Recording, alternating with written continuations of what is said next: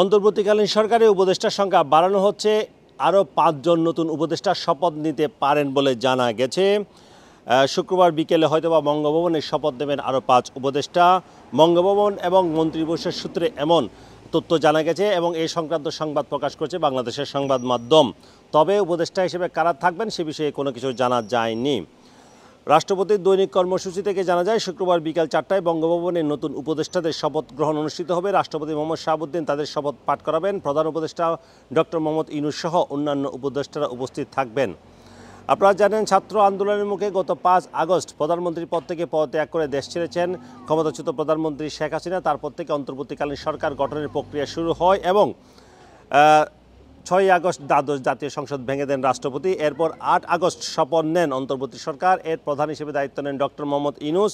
এছাড়া ১৬ জন উপদেষ্টা ছিলেন এবং তাদের মধ্যে ডক্টর মোহাম্মদ ইউনূস তার হাতে রেখেছেন মন্ত্রিপরিষদ বিভাগ, প্রতিরক্ষা মন্ত্রণালয়, শিক্ষা, সড়ক পরিবহন, সেতু, খাদ্য, কৃষি, জনপ্রশাসন মন্ত্রণালয়, বাণিজ্য মন্ত্রণালয় সহ ২৪টি মন্ত্রণালয় ও বিভাগের দায়িত্ব।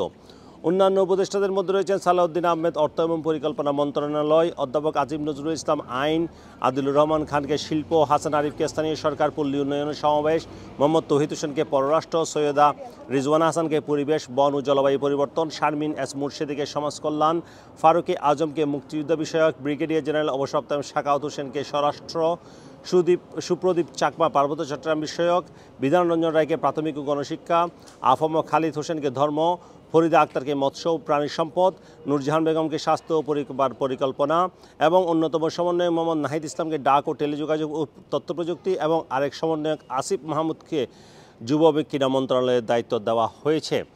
এরপরে আবার নতুন করে আরও উপদেষ্টার সংখ্যা বাড়ানো হওয়ার কথা জানা গেল এবং এটি হতে পারে ৪ থেকে ৫ জন। তবে পরিবহন পুল থেকে জানা গেছে তাদেরকে ৫টি গাড়ি প্রস্তুত রাখতে বলা হয়েছে এবং শুক্রবার বিকেলে এই শপথ গ্রহণ অনুষ্ঠানের কথা রয়েছে।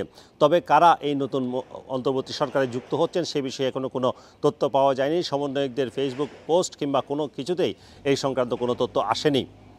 Sarwar Hossain, top news, London.